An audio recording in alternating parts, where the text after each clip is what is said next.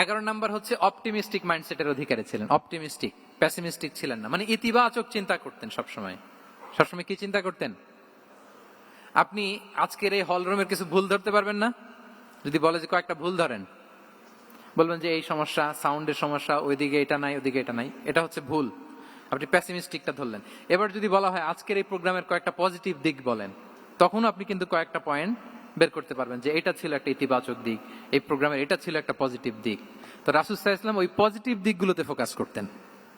হ্যাঁ, come back positive, not go back negative. রাসূল সাল্লাল্লাহু আলাইহি ওয়াসাল্লামের কাছে এসে যদি কেউ বলতে, ইয়া রাসূলুল্লাহ আমি খুব অসুস্থ, আমি খুবই অসুস্থ, রাসূল সাল্লাল্লাহু আলাইহি ওয়াসাল্লাম কি বলতেন জানেন? জি, রাসূল সাল্লাল্লাহু আলাইহি ওয়াসাল্লাম বলতেন লা বাসা আলাইকা তুহুরুন ইনশাআল্লাহ। ইয়া রাসূলুল্লাহ আমি অসুস্থ। রাসূল সাল্লাল্লাহু আলাইহি ওয়াসাল্লাম বলতেন আরে don't worry, it will cleanse up you from your sins if Allah wish, ইনশাআল্লাহ। এতে তোমার যে গুনাহ টুনা আছে, পাপ আছে, এই পাপগুলোকে আল্লাহ তাআলা এই অসুস্থতা দিয়ে মোচন করে দিচ্ছেন। পড়েন সুবহানাল্লাহ। তাহলে আপনি অসুস্থতার মধ্যে একটু হালকা হইলেন না, যে জ্বরে ভুগতেছি কিন্তু এই জ্বরে নাকি আমার গুনাহ মাফ হয়ে যায়। পেটের ব্যথায় আক্রান্ত, মাথা ব্যথায় আক্রান্ত, কিন্তু এটাতে নাকি আল্লাহ আমার পাপ মোচন করে দেয়, তাহলে একটু ভালো লাগবে না? তাহলে দেখেন, একটা কঠিন পরিবেশকে রাসূল সাল্লাল্লাহু আলাইহি ওয়াসাল্লাম সহজ করতেন। অসুস্থ শুনলেই লা বাস তুহুরুন ইনশাআল্লাহ, আর কিছু হবে না, আল্লাহ তোমার গুনাহ মাফ করে দিচ্ছে। অসুস্থ ব্যক্তি দেখলেই মাথায় হাত দিয়ে দোয়া করতেন, আল্লাহুম্মা রাব্বান নাস আযহিবিল বাস ইশফি আনতাশ শাফি লা শিফাআ ইল্লা শিফাউক শিফাআন লা ইউগাদিরু সাকামা। উজ্জীবিত হয়ে যেত অসুস্থ ব্যক্তি। আমরা কি করি? আমরা কি করি? কাউকে অসুস্থ দেখলে, রোগাক্রান্ত দেখলে, ওই রোগে সবচাইতে কষ্ট পেয়ে যে মারা গেছে তার ঘটনা বলা শুরু করি, যে হায় রে ভাই আপনার ক্যান্সার, আমার এক খালা ছিল ক্যান্সারের 4th স্টেজে চলে গেছিল, 14টা কেমো দেয়া লাগছে, এই যে ফিরিস্তি একেবারে ওনার দাফন কাফন পর্যন্ত। এখন বলেন ওই লোক যাও সুস্থ ছিল, এখন আর সুস্থ থাকবে? কথা বলেন, থাকবে? একটা দিব্যি সুস্থ মানুষকে যদি আপনি বলেন ভাই আপনাকে দেখতে কেমন যেন একটু রোগা রোগা লাগতেছে, অসুস্থ নাকি?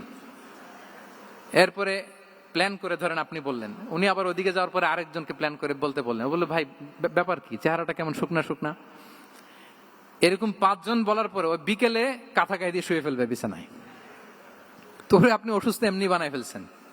কিন্তু রাসূলুল্লাহ সাল্লাল্লাহু আলাইহি ওয়া আলিহি ওয়াসাল্লাম উনি বলতেন লাবাস লাবাস আলাইক তুহুরুন ইনশাআল্লাহ, আরে সুস্থ হয়ে যাবা।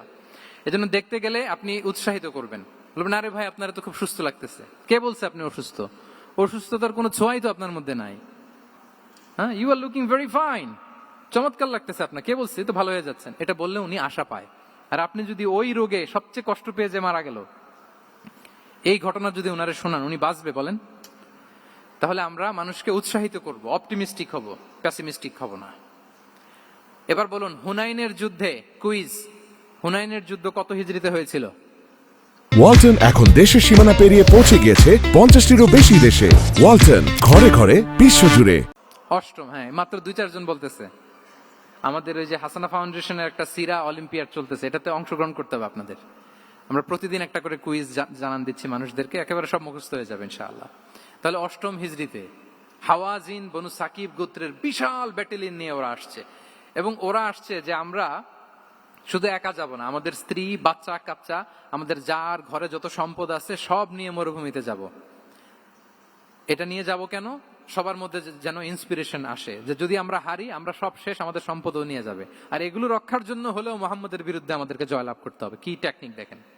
সব যখন নিয়ে দাঁড়াইছে বিশাল বাহিনী, এক সাহাবী এসে বলল ইয়া রাসূলুল্লাহ, কালকে তো আমাদের খবর আছে, এই বাহিনীকে আমরা কি করে পরাস্ত করব? ইয়া রাসূলুল্লাহ এসে দেখুন, পাহাড় থেকে দেখুন কত বিশাল বাহিনী। রাসূল সাল্লাল্লাহু আলাইহি ওয়াসাল্লাম দেখা মাত্রই বললেন তিলকা গনিমাতুল মুসলিমিনা গাদান ইনশাআল্লাহ। আরবি যারা বুঝেন যে it will be the war booty for the Muslim community tomorrow ইনশাআল্লাহ। আরে এগুলো তো আমরা সব গনিমত আকারে ব্যাগে কইরা মদিনায় নিয়ে যাব।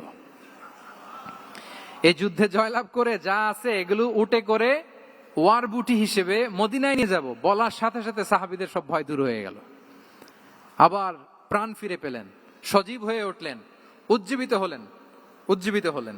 তাহলে আমরা অপটিমিস্টিক হব, আমরা ইতিবাচক চিন্তা করব।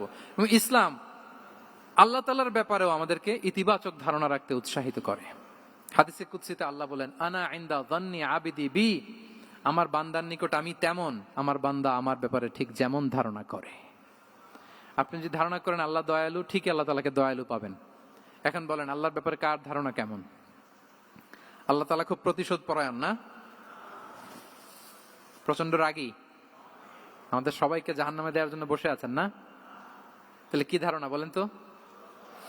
তিনি দয়াময়, তিনি মেহেরবান, তিনি আমাদেরকে অবশ্যই ক্ষমা করবেন, ঠিক কিনা বলেন? এই বিশ্বাস আল্লাহর প্রতি আমাদের সবার আছে তো? এই বিশ্বাস যদি থাকে, ঠিকই আল্লাহ তাআলাকে রহমান রাহিম হিসেবেই আপনি পাবেন। তাহলে আওয়াজ করে বলুন তো, এই নবরাত্রি হলকে উচ্ছ্বসিত করে আওয়াজ করে বলেন, আমরা সবাই অপটিমিস্টিক হব না পেসিমিস্টিক? অপটিমিস্টিক, ইতিবাচক হব। রাসূল সাল্লাল্লাহু আলাইহি ওয়াসাল্লাম অপটিমিস্টিক মাইন্ডসেটের অধিকারী ছিলেন।